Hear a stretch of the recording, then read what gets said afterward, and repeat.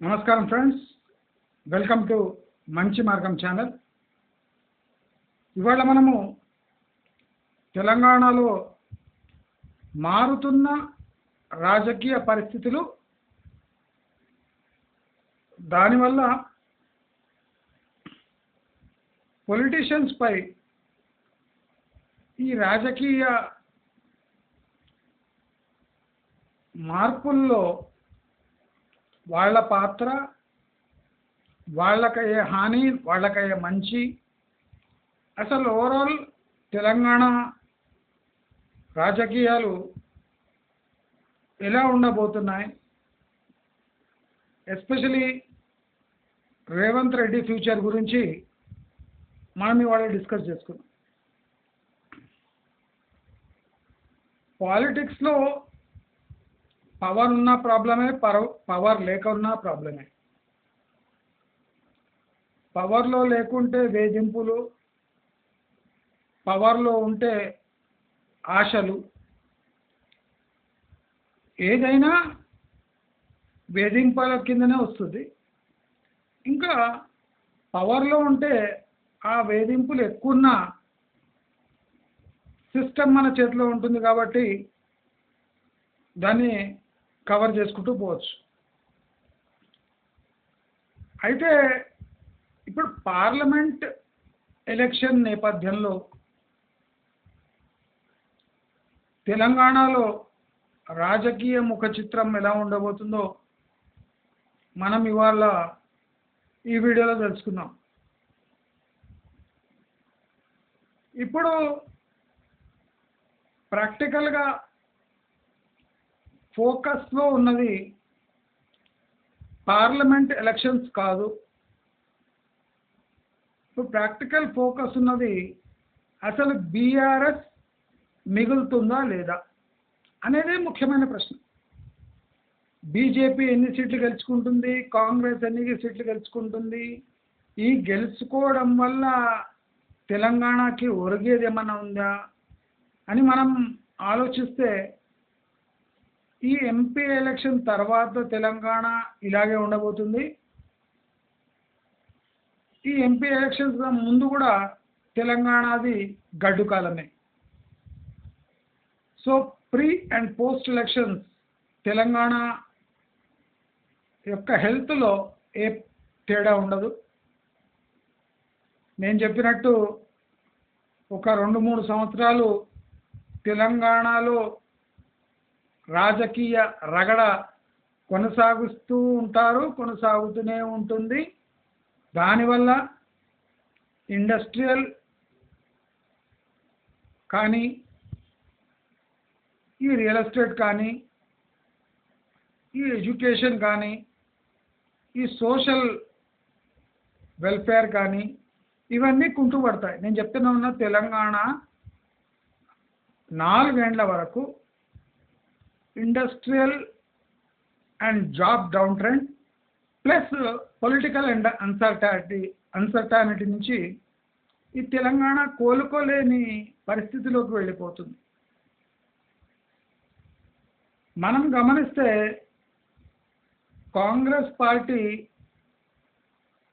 ప్రజలు అనుకున్న కన్నా చాలా ఫాస్ట్గా వెళ్ళిపోతుంది. అంటే కాంగ్రెస్ పార్టీ దిగజారడానికి బాగా టైం పడుతుంది. 2-3 సంవత్సరాలు వాళ్ళు టైం తీసుకొని తర్వాత తమ అసలు రంగు బయటపడతారు అనుకుంటే కాంగ్రెస్ చాలా ఫాస్ట్గా మూవ్ అవుతుంది. కాంగ్రెస్ లెక్క ఏమంటే before the BJP lays hands on BRS politicians, Congress should move first to grab the pole position. అంటే బీజేపీ వాళ్ళు బీఆర్ఎస్ ముఖ్య నేతలను తమ కబ్జాలో తీసుకునే ముందే కాంగ్రెస్ ఒక అడుగు ముందుకేసి ఈ బీఆర్ఎస్ మంత్రులు, పాస్ట్ మంత్రులను, ఎమ్మెల్యేలను తమ ఆధీనాల్లో తీసుకొని సేఫ్ జోన్లో పోవాలని కాంగ్రెస్ ట్రై చేస్తుంది. కాంగ్రెస్ వ్యూహం కరెక్టే, కానీ ఈ కాంగ్రెస్ వ్యూహం వల్ల రేవంత్ రెడ్డికి ముప్పు ఉందా అనేది ఒక పెద్ద ప్రశ్న. నా ప్రకారం కాంగ్రెస్ బలపడితే రేవంత్ రెడ్డి వీక్ అవుతాడు. రేవంత్ రెడ్డి వీక్ అయితే కాంగ్రెస్లో సంక్షోభం ఏర్పడుతుంది. సంక్షోభం వల్ల బీజేపీకి అడ్వాంటేజ్. అంటే ఈ గేమ్లో బీఆర్ఎస్ మనకి ఎక్కడ కనిపిస్తలేదు. చాలామంది భ్రమలో ఉన్నారు. కేసీఆర్కి హ్యాండ్ ఇచ్చి లెజిస్లేటర్స్ అంతా అంటే ఎమ్మెల్యేలంతా బీజేపీలో చేరుతున్నారు అని. కానీ చాలామందికి తెలియదు ఏమంటే కేసీఆరే వాళ్ళను సేఫ్ జోన్లో నెడుతున్నారు. ఎందుకంటే ఈ బీఆర్ఎస్లో కేసీఆర్ బెనామీలే ఎక్కువ ఎమ్మెల్యేల రూపంలో. సో ఎమ్మెల్యేలను సేఫ్ జోన్లో వేస్తే ఆయన బెనామీ అనే మచ్చ తొలగిపోతుందని కేసీఆరే వాళ్ళని కొంతమందిని బీజేపీలో కొంతమంది కాంగ్రెస్లో పంపిస్తున్నారు. అంటే పవర్లో లేకుండా ఏ ఎమ్మెల్యే ఉండదలుచుకోలేదు. అయితే ఇప్పుడు రాబోయే ఎంపీ ఎలక్షన్స్ రేవంత్ రెడ్డికి ఒక పెను సవాలే విసురుతుంది. నా ప్రకారము బీజేపీ 7 సీట్లు సాధిస్తే, బీజేపీ 7 ఎంపీ సీట్లు సాధిస్తే రేవంత్ రెడ్డి గ్రాఫ్ పడిపోతుంది. బీజేపీ 7 సీట్లు మాత్రమే సాధించిన రేవంత్ రెడ్డి గ్రాఫ్ పడిపోతుంది.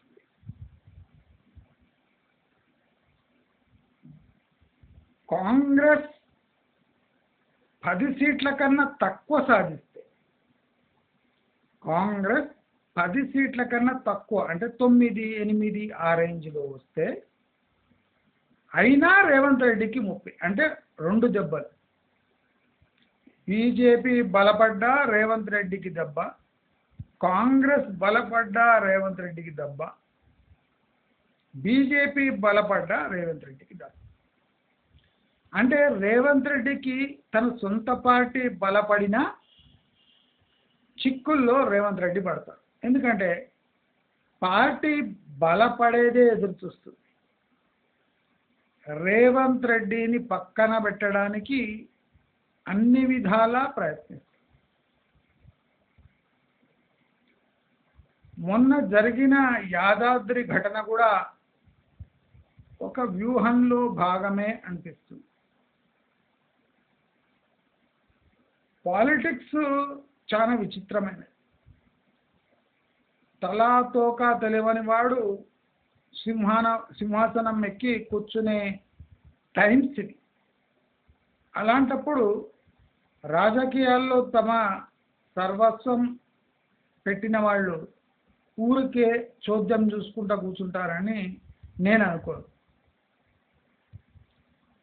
కాంగ్రెస్ పార్టీ ఎంత బలపడుతుందో అంటే దాని అర్థం ఏమంటే కాంగ్రెస్ అంటే రూట్ లెవెల్ నుంచి బలపడటం కాదు, శాసన పరంగా బలపడటం కాదు. కాంగ్రెస్ ఎంతమంది బీఆర్ఎస్ ఎమ్మెల్యేలను తనలో చేర్చుకుంటుందో రేవంత్ రెడ్డి అంతే వీక్ అవుతుంది. అంటే ఈ బీఆర్ఎస్ ఎమ్మెల్యేలు షిఫ్ట్ అయిన తర్వాత కాంగ్రెస్ అధిష్టానం ఎవరినైనా చీఫ్ మినిస్టర్గా పెట్టి మిగతా 4-5 ఏండ్లు వెళ్ళదీయచ్చు. ప్రజలు మొత్తుకున్నా కేర్ చేయకుండా కేసీఆర్ లాగా పరిపాలన సాగించవచ్చు. అందుకోసమే కాంగ్రెస్ ఎంత డోలాయమానంగా ఉన్నా, కాంగ్రెస్ ఎంత చిక్కుల్లో ఉంటే, కాంగ్రెస్లో సంక్షోభం ఉంటే అంతే రేవంత్ రెడ్డికి అడ్వాంటేజ్. అంటే కాంగ్రెస్కి రేవంత్ రెడ్డి అవసరం ఉండే వరకే రేవంత్ రెడ్డి పేరు కానీ ఆయన మాట కానీ చెల్లుబాటు అవుతుంది. ఏ రోజు కాంగ్రెస్ గట్టిపడ్డదో అంటే తమ కోర్ కార్యకర్తలు లేదా ఎమ్మెల్యేలు గట్టిపడ్డారో రేవంత్ రెడ్డికి చుక్కలు చూపించడం ఖాయం. రేవంత్ రెడ్డికి తెలియకుండా తన పక్కకున్న మంత్రివర్యులే గోతులు తవ్వడం స్టార్ట్ చేశారు. అంటే రేవంత్ రెడ్డిని అంత ఈజీగా దెబ్బ కొట్టి పక్కగా జరపవచ్చా అంటే కాంగ్రెస్కి ఆ భయం కూడా ఉంది గనక రేవంత్ రెడ్డిని టచ్ చేస్తలేదు. అంటే రేవంత్ రెడ్డిని టచ్ చేస్తే రేవంత్ రెడ్డి తన గ్రూపును పట్టుకొని బీజేపీతో చేతులు కలిపి ఎక్కడ గవర్నమెంట్ ఫామ్ చేస్తాడో అనే భయము కాంగ్రెస్ పార్టీకి ఉంది.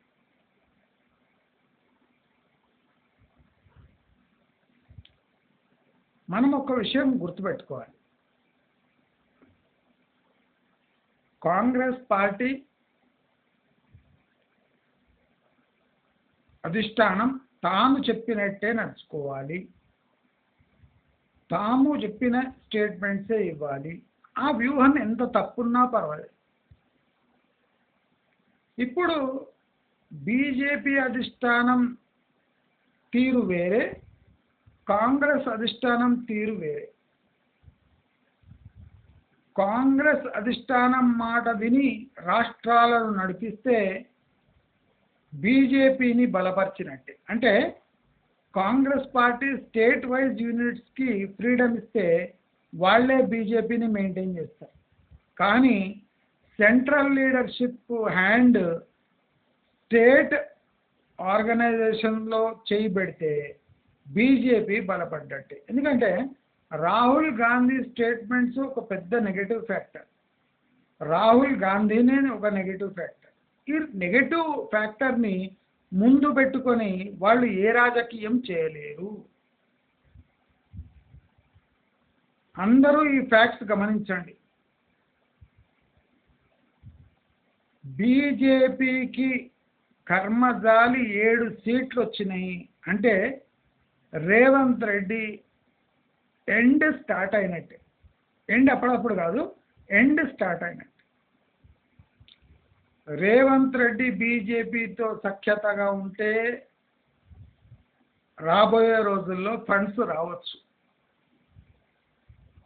రేవంత్ రెడ్డి ఒక కాంగ్రెస్ కార్యకర్తగా వ్యవహరించి బీజేపీతో తగువ పెట్టుకుంటే స్టేట్ నడిపియడం చాలా కష్టం. సో నా ప్రకారం రేవంత్ రెడ్డికి రాబోయే 1.5 year 2 years గడ్డు కాలం అనుకోవాలి. మొన్న భట్టి విక్రమార్క కోపం వచ్చి యాదాద్రి ఘటన మీద నేను శాసిస్తున్నా అని గట్టిగా చెప్పాడు. దాంట్లో ద్వంద్వ వ్యూహం ఉంది. ఒకటి, నాకు అన్యాయం జరిగిందని. 2, నేనేం తక్కువ తిన్నవాడిని కాదు, నేను కూడా రాజకీయంగా బాగా పండినవాడిని అని అర్థం వచ్చేలా భట్టి విక్రమార్క గారు చెప్పారు. సో రేవంత్ రెడ్డి పడిచవన వేసుకొని కూర్చుంటే ఏ రోజైనా రేవంత్ రెడ్డికి భంగపాటు తప్పదు. సో తెలంగాణ విషయానికి వస్తే రేవంత్ రెడ్డి బలపడితే తెలంగాణకు రీజనల్గా అంటే ఇంటర్నల్గా ఒరిగేది ఏం లేదు. రేవంత్ రెడ్డి వీక్ అయినా తెలంగాణకు సెంట్రల్ గవర్నమెంట్ నుంచి ఒరిగేది ఏం లేదు. కనుక రాబోయే 2-3 సంవత్సరాలు కాంగ్రెస్ నుంచి ఏమైనా ఎక్స్పెక్ట్ చేయడం పెద్ద తప్పు. ఇప్పుడు అందరూ బీఆర్ఎస్తో కంపేర్ చేసుకొని కాంగ్రెస్ ప్రభుత్వానికి పర్ఫామ్ చేయకపోయినా సపోర్టు ఇచ్చే పరిస్థితిలో ఉన్నారు. కానీ వాళ్ళ పేషెన్స్ 1-2 yearsలో రెబెల్స్గా మారే అవకాశాలు ఉన్నాయి.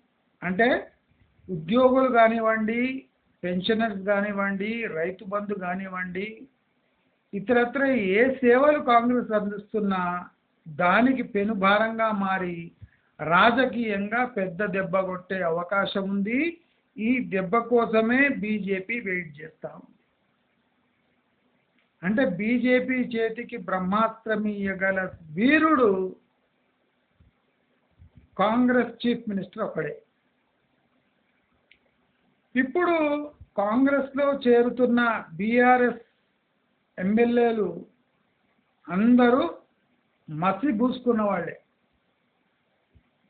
అంటే ఎవరికి పబ్లిక్లో మంచి టాక్ లేదు, కానీ గత్యంతరం లేక ఓట్లు వేయించుకున్నారు. సో ఇలాంటి అవినీతి మంత్రులను కాంగ్రెస్ చేర్చుకుంటే టెంపరీగా బలపడవచ్చు, కానీ లాంగ్ టర్మ్లో బీఆర్ఎస్ ఎమ్మెల్యేలకే ముప్పుగా అంటే కాంగ్రెస్ ఎమ్మెల్యేలకే ముప్పుగా మారే అవకాశాలు మెండుగా ఉన్నాయి. అంటే బీఆర్ఎస్ వాళ్ళు కాంగ్రెస్ని డామినేట్ చేసే పొజిషన్ కూడా రావచ్చు. సో ఇండైరెక్ట్లీ ఒక బీఆర్ఎస్ సర్కారు మన రాష్ట్రంలో నడిచిన ఫీలింగే వస్తుంది, కానీ కొత్త కాంగ్రెస్ సర్కారు కళలు ఇంకా మన రాష్ట్రానికి రాలేదు. వస్తాయో లేవో కూడా తెలియదు.